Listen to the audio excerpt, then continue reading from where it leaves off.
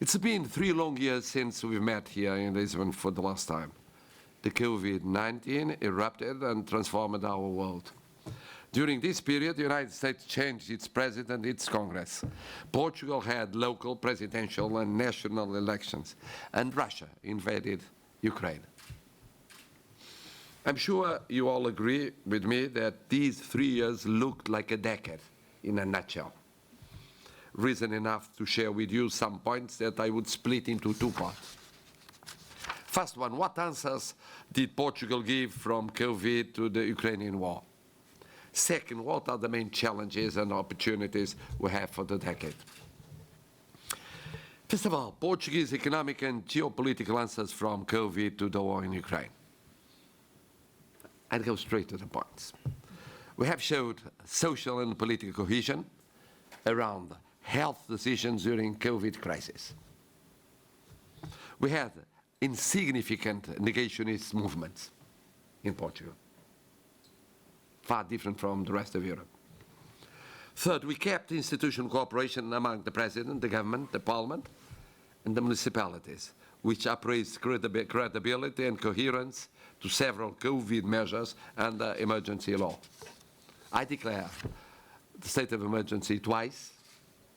It was renewed 12 times, and in most of it with a large majority in the Parliament. In the beginning, with no vote against. No vote against. The first 2 times. Just abstention of the Communist Party first, and then of the Liberal Initiative. And then, with a huge, huge majority. We had, at the same time, high national support to the European economic emergency measures and on vaccine centralized purchasing. This was vital to achieve low unemployment and to start economic recovery as soon as we thought to do it. We also had high acceptance on vaccination results, you know, with the help of our armed forces. In the case especially of the Navy, but of all of them.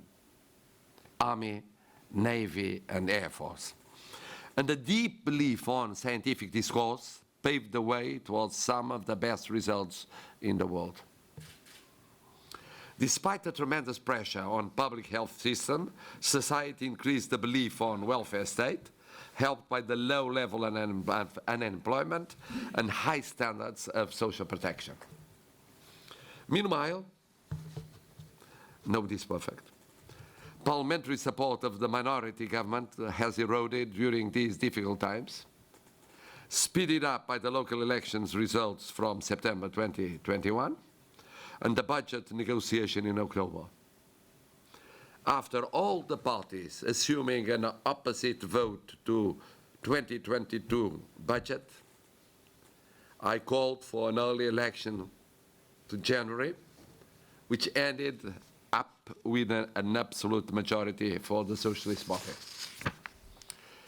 In this context of an ongoing COVID crisis, although a post-pandemic relief, and of a soaring price for energy and raw materials, prolonged supply chains disruptions, and inflation, Portuguese people chose stability instead of new political ruptures. The war in Ukraine started exactly in these national and global circumstances. Since then, we have been with Ukraine from the first hour, showing all our support for the sanctions against Russia, military help to Ukraine, humanitarian support for refugees, and political commitment to NATO and European Union decisions.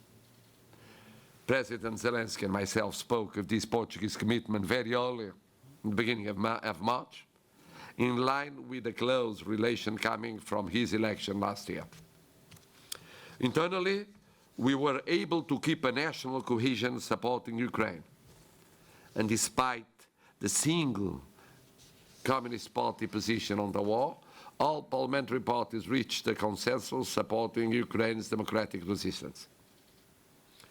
The President, the government, the Parliament, local municipalities all stayed together in defense of national decisions, humanitarian, political, diplomatic, financial, and military, towards Ukraine and our alliances.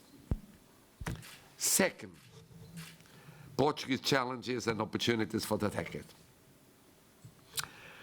First of all, to properly use 60 billion euros from European funds to move forward the digital, energy, and climate transitions.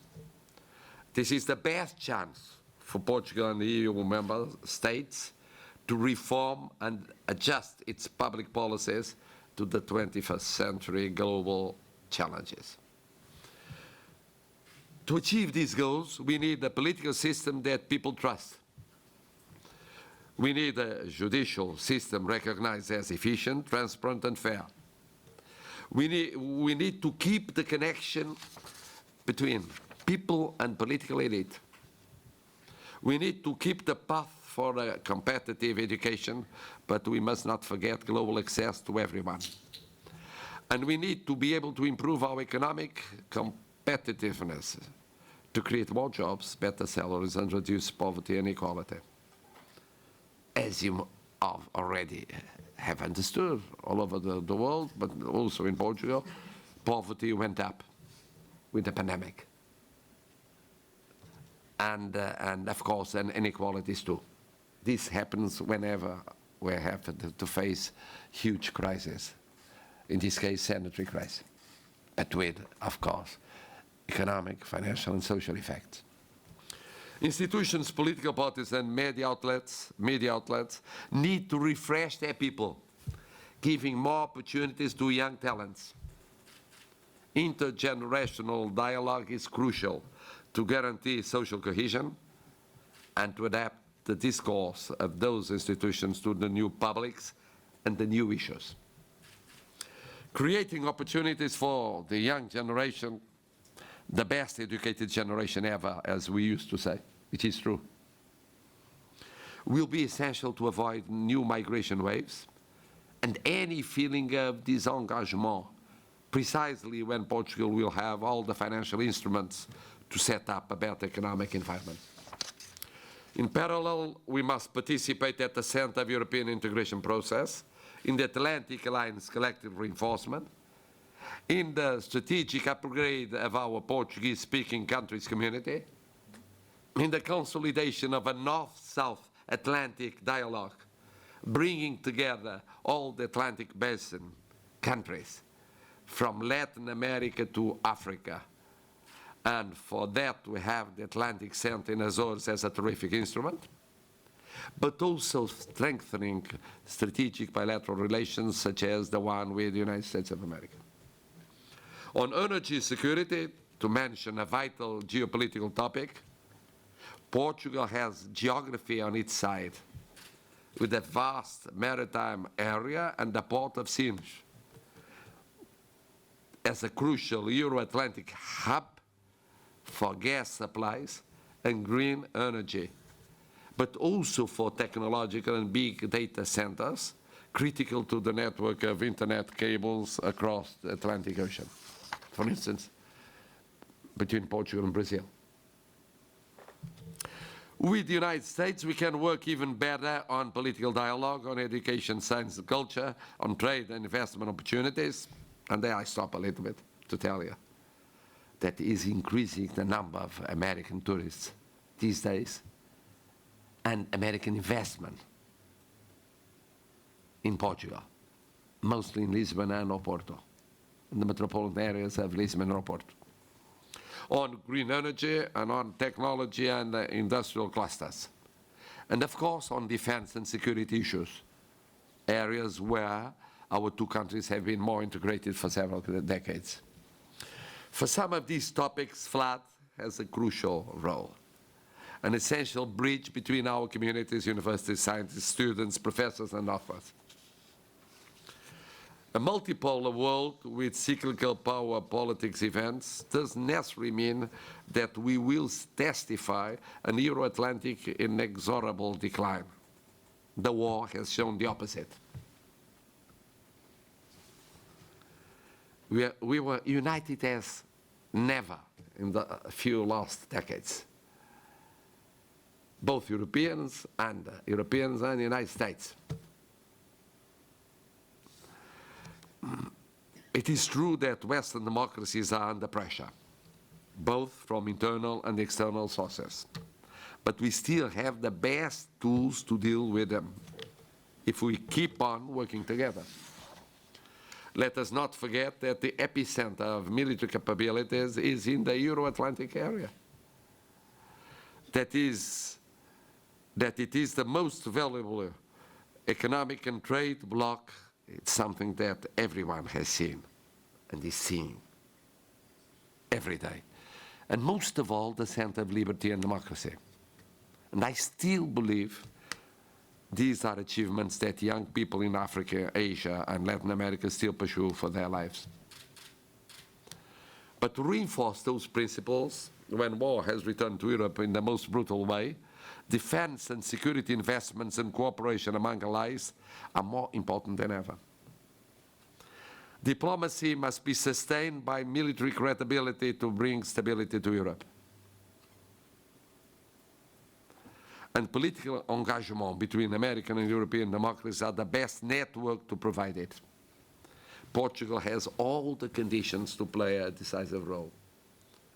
With one of the largest continental platforms and economic exclusive zones in Europe. Azores has a huge vessel in the middle of the Atlantic. A stronger defense and a security investment now and in the forthcoming years. The best economic growth rate in the EU in the first trimester of this year. A solid support for transatlantic relations, a steady FLAD, and new bilateral ambassadors after a too long transitional period. We wanted to have an ambassador here, American ambassador here, and to have ours there. Well, it took long. But it's over. In a word, we are ready for any challenge in the years ahead.